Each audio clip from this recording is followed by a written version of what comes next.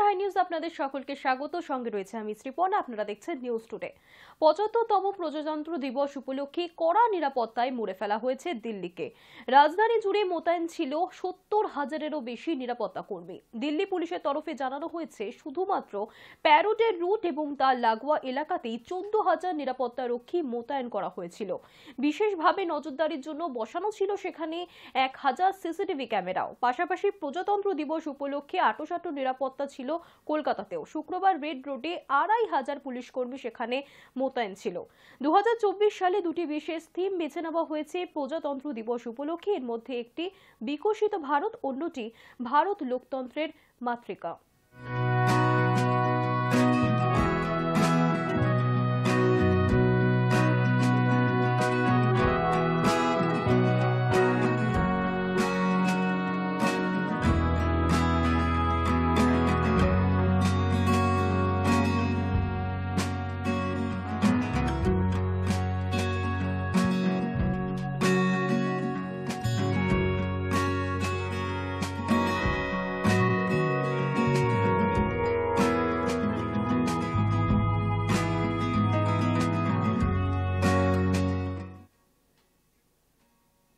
শুক্রবার মহা সমারোহে পালিত হলো ভারতের ৭৫তম প্রজাতান্ত্রিক দিবস। আর এই দিনেই ভারতের প্রজাতন্ত্রকে সম্মান জানিয়ে ডুডল সামনে আনলো গুগল। এই দিনের সব থেকে আকর্ষণীয় বিষয় হলো প্যারেড। দশকের পর দশক ধরে রাজধানীর বুকে এই প্যারেড হয়ে চলেছে। সময় বদলেছে, বাক্স টিভি থেকে এলইডি হয়ে এখন মোবাইলের পর্দায় প্রজাতান্ত্রিক দিবসের প্যারেড দেখেন দর্শকেরা। আর এই বদলে যাওয়া বিষয়টি তুলে এনেছে গুগল। সাদা কালো টিভির জামানা থেকে রঙিন টিভি হয়ে মোবাইল ফোন, এই পুরো যাত্রাটাই জায়গা পেয়েছে বিশেষ এই ডুডলে। আর এই শিল্প যার সৃষ্টি, তিনি শিল্পী বৃন্দা জাভেরি। গত বছরও এই দিনে বিশেষ ডুডল সামনে এনেছিল গুগল।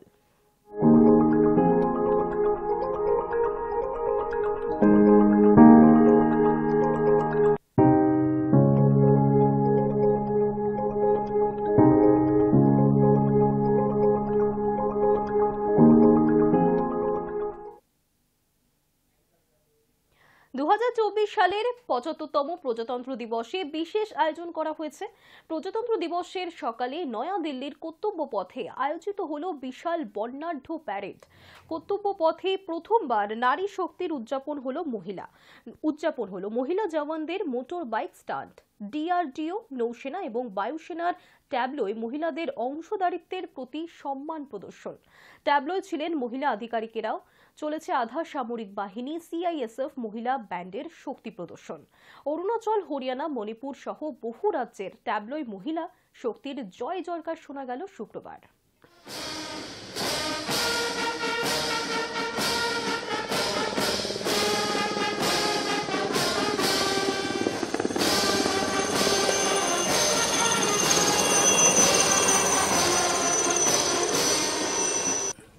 যুদ্ধ কখনোই কাঙ্ক্ষিত নয়। যুগে যুগে সারা বিশ্বের কাছে শান্তির বার্তা পৌঁছে দিয়েছে ভারত। তবু কখনো যদি বহিঃশত্রু আক্রমণ শানায় তাকে প্রতিহত করার, তাকে উচিত শিক্ষা দেবার ক্ষমতা রাখে ভারতের সামরিক বাহিনী। All possible sacrifice to achieve this aim. Unity is the key word of nationalism. Of General Officer Commanding in Chief Northern Command's commendation card.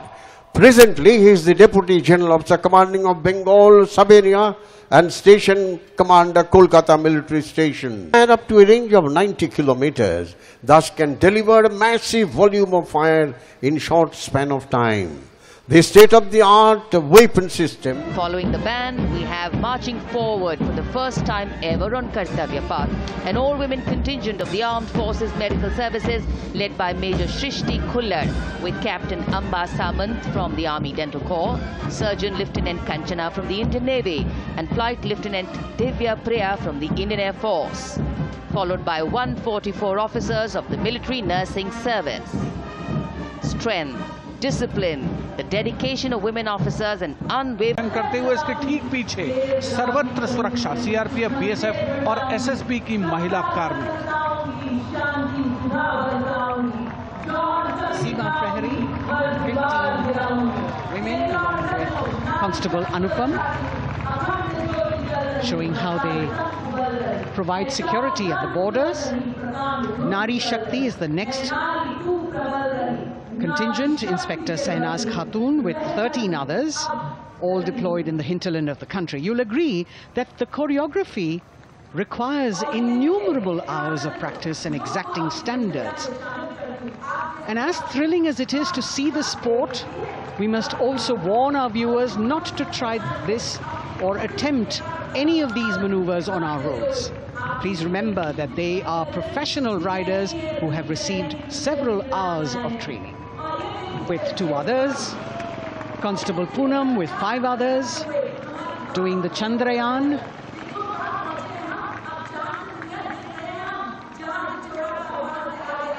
Achieving greater heights, women of the SSB, CRPF and BSF. Ekagrata. Constable Sheikh Kajal Ilahi with 11 others, displaying mindfulness, which shows the balance that they achieve between personnel. The all-women CSIR tableau showcases achievements under government's initiatives of scientific developments. और अब electronic एवं सूचना प्रौद्योगिकी मंत्रालय की ये झांकी सलामी मंच की ओर अग्रसर होती हुई। ये झांकी सामाजिक सशक्तिकरण के लिए जिम्मेदार आर्टिफिशियल इंटेलिजेंस पर केंद्रित है, जिसका देश के स्वास्थ्य सेवा, लॉजिस्टिक और शिक्षा क्षेत्र में महत्वपूर्ण योगदान है। नए डिजिटल युग में हम साथ हैं, बदल रहे हैं हम, आत्मनिर्भर भारत यहाँ, शिक्षा चिकित्सा समाज को मिल रहा है साथ नया। Following. সাধারণতন্ত্র দিবসে রেড রোডের কুচকাওয়াজেও সম্প্রীতির বার্তা রাখা হয়েছিল একতাই সম্প্রীতি ট্যাবলো। অযোধ্যায় রাম মন্দির উদ্বোধনের দিনই কলকাতায় সংহতি যাত্রা করেছিলেন মুখ্যমন্ত্রী মমতা বন্দ্যোপাধ্যায়। সাধারণতন্ত্র দিবসের কুচকাওয়াজেও সেই সম্প্রীতির বার্তা আরও একবার তুলে ধরলেন তিনি। তাতে বড় অক্ষরে লেখা ধর্ম যার যার উৎসব সকলেই। ট্যাবলো ছবিতে ছিল দক্ষিণেশ্বরের মন্দির, নাখোদা মসজিদ এবং গির্জার ছবি। বহু ধর্মের প্রতীক দিয়ে সাজানো হয়েছিল ট্যাবলো। আঁকা ছিল একটি গাছের অবয়ব, যার নিচে লেখা একতা বৃক্ষ। বিভিন্ন ধর্মের শিশুদের মুখ ট্যাবলোতে ব্যবহার করা হয়েছে। তবে শুধু সম্প্রীতির ট্যাবলো নয়, ছিল একাধিক সরকারি প্রকল্পের ট্যাবলো। পথশ্রী থেকে লক্ষ্মীর ভান্ডার সমস্ত সরকারি প্রকল্পের ট্যাবলো ছিল কুচকাওয়াজে।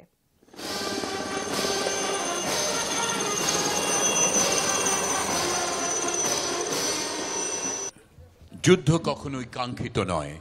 যুগে যুগে সারা বিশ্বের কাছে শান্তির বার্তা পৌঁছে দিয়েছে ভারত। তবু কখনো যদি বহিঃশত্রু আক্রমণ শানায় তাকে প্রতিহত করার, তাকে উচিত শিক্ষা দেবার ক্ষমতা রাখে ভারতের সামরিক বাহিনী। Make all possible sacrifice to achieve this aim. Unity is the key word of nationalism. Of General Officer Commanding in Chief Northern Command's commendation card. Presently, he is the Deputy General Officer Commanding of Bengal Sub-area and Station Commander Kolkata Military Station. And up to a range of 90 kilometers, thus can deliver a massive volume of fire in short span of time. The state-of-the-art weapon system can shape the battlefield to our advantages. Red রোডের বুকে আজকের বর্ণাঢ্য কুচকাওয়াজে ভারতীয় সেনাবাহিনীর রণসম্ভারের শৌর্যময় প্রদর্শন। এগিয়ে আসছে 302 medium regiment, অসম্ভব হালকা M777A2 ultra light howitzer. 30 kilometre দূরত্বে গোলা নিক্ষেপ করতে পারে। চিনুক হেলিকপ্টার তুলে সরাসরি নিয়ে যাওয়া যায় রণাঙ্গনে। সম্প্রতি এর ব্যবহার শুরু করেছে ভারতীয় সেনাবাহিনী। অভিবাদন জানাচ্ছেন নায়েব সুবেদার দুর্গেশ শাহী। M777 Alpha 2 ultra light howitzer and can be fired manually and also by remotely controlled fire control radar. Very effective against low level target like drones. ভারতীয় সেনাবাহিনীর জওয়ানদের দৃপ্ত পদসঞ্চারে এই মুহূর্তে মুখরিত রেড রোড। অভিবাদন মঞ্চের দিকে এগিয়ে চলেছে দৃপ্ত ভঙ্গিতে পদাতিক বাহিনী 2nd Battalion of 5th Gorkha Rifles, নেতৃত্বে lieutenant colonel Dilip Singh খাঙ্গারট।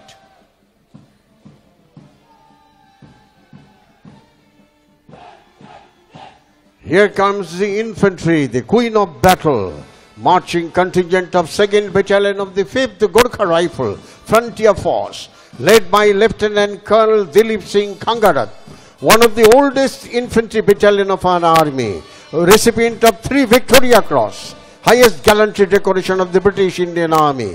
The battalion earned 11 battle honours and 3 theatre honours.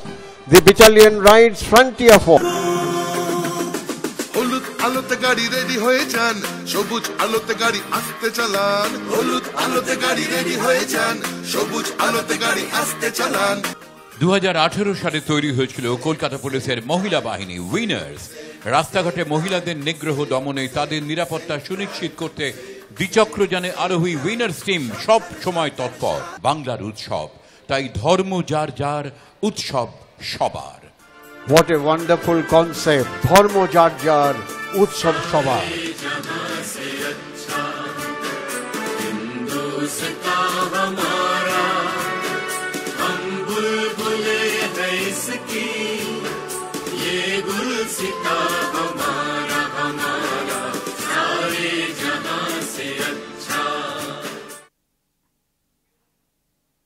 শুক্রবার গোটা দেশ জুড়ে পালিত হলো ৭৫তম প্রজাতন্ত্র দিবস। আর এই বিশেষ দিনে কলকাতা থেকে ৩ জন সিবিআই অফিসার পেতে চলেছেন রাষ্ট্রপতির পুলিশ পদক। এই ৩ জন হলেন CBI police inspector Rahul Kumar, surveillance ইউনিটের police super Mayukh Maitra, CBI কলকাতার প্রধান সিস্টেম বিশ্লেষক শ্রীনিবাস পিল্লারি। সমীক্ষায় দেখা গিয়েছে এই ৩ জন অফিসার বাংলায় একাধিক দুর্নীতি তদন্ত করেছেন। আর এছাড়াও মেধাবী কাজ এবং বিশেষ পরিষেবা প্রদান করার জন্য আরও ৩১ জন সিবিআই অফিসারকে রাষ্ট্রপতির সম্মান দেওয়া হবে।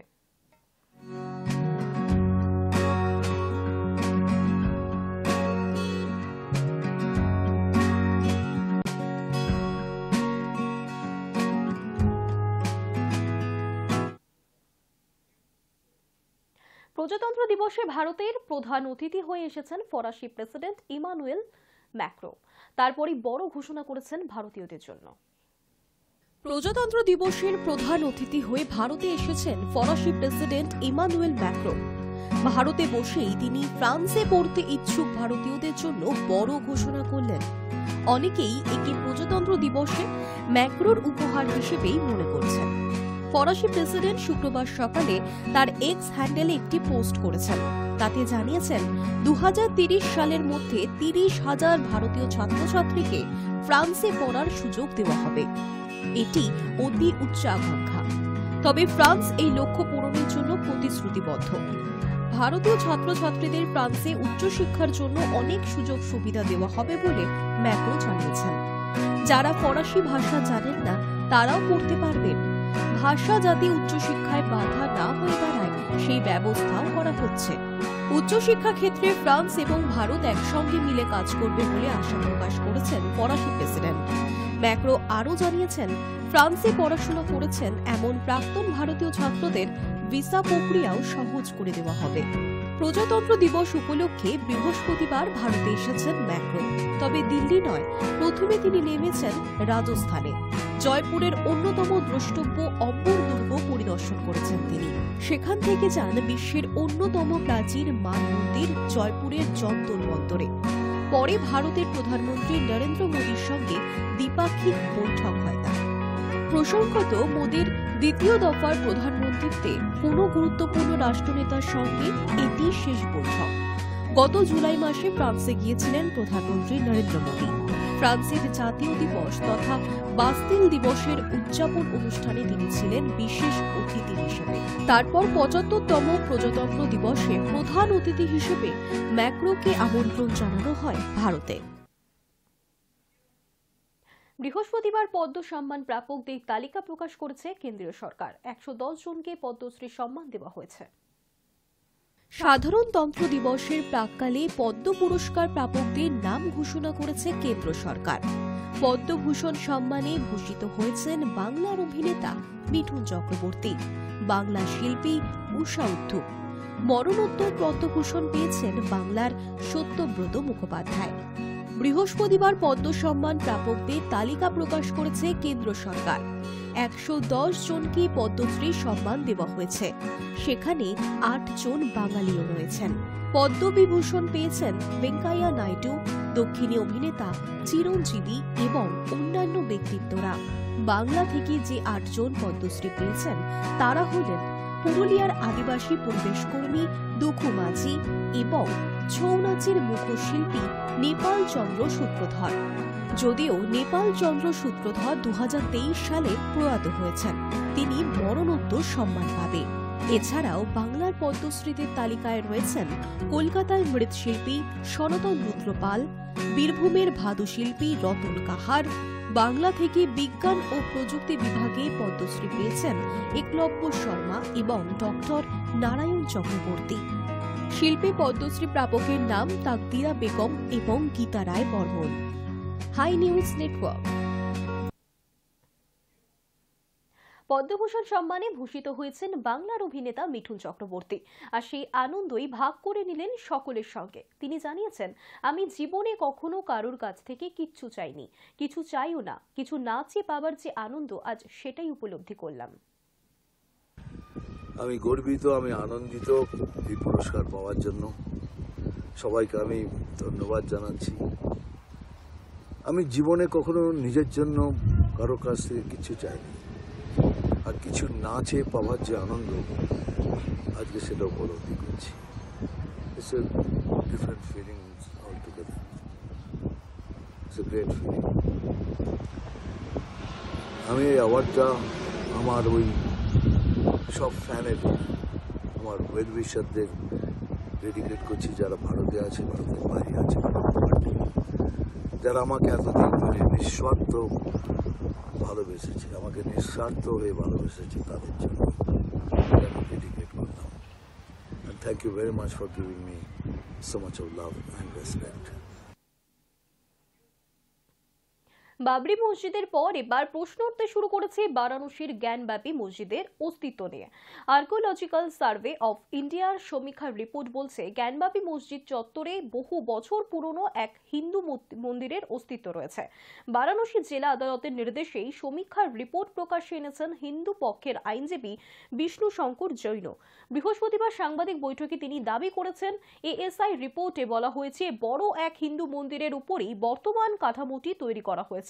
শুধু তাই নয়, সমীক্ষায় মসজিদের গায়ে 34 রকমের প্রাচীন লিপি পাওয়া গিয়েছে, যা একমাত্র হিন্দু মন্দিরেই দেখা যায়। সূত্রের খবর, গত বছরের ডিসেম্বর মাসে এএসআই সমীক্ষার রিপোর্ট পেশ করে বারাণসী জেলা আদালতের, আর আদালতের নির্দেশেই এএসআই এর রিপোর্ট প্রকাশ্যে আনা হয়।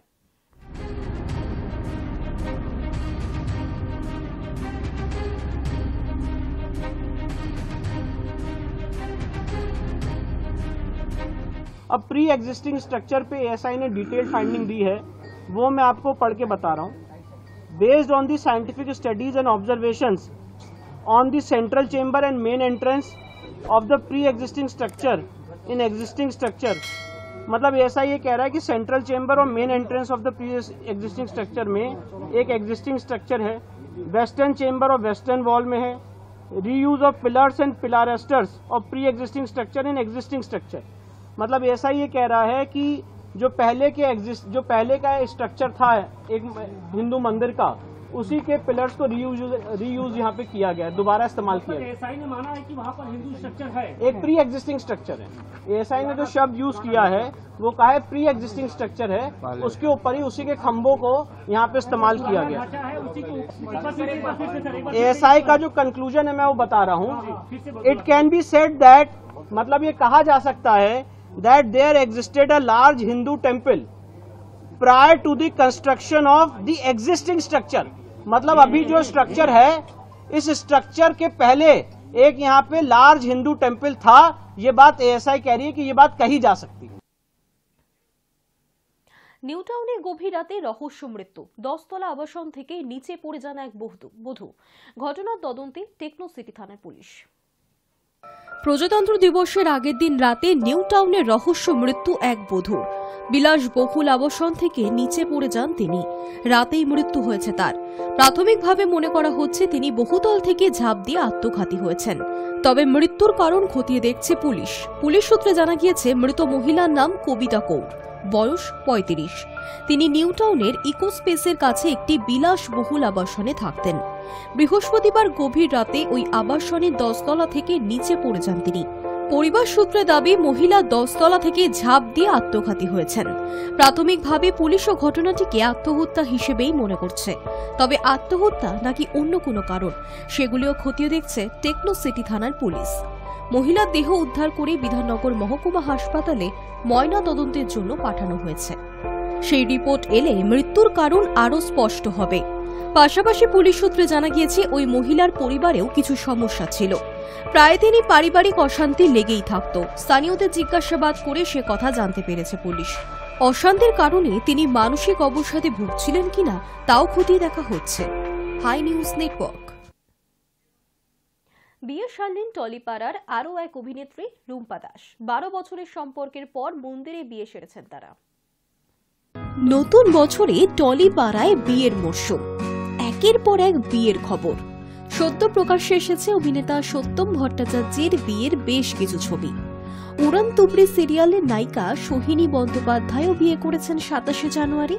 আর এরই মাঝে চুপি সারে বিয়ে করলেন সিরিয়াল পাড়ার আরও এক জুটি। বন্ধুত্ব থেকে প্রেম, তাদের প্রায় 12 বছরের সম্পর্ক। রুম্পা দাস এবং অর্ণব চৌধুরী দুজনেই বাংলা সিরিয়ালের পরিচিত মুখ।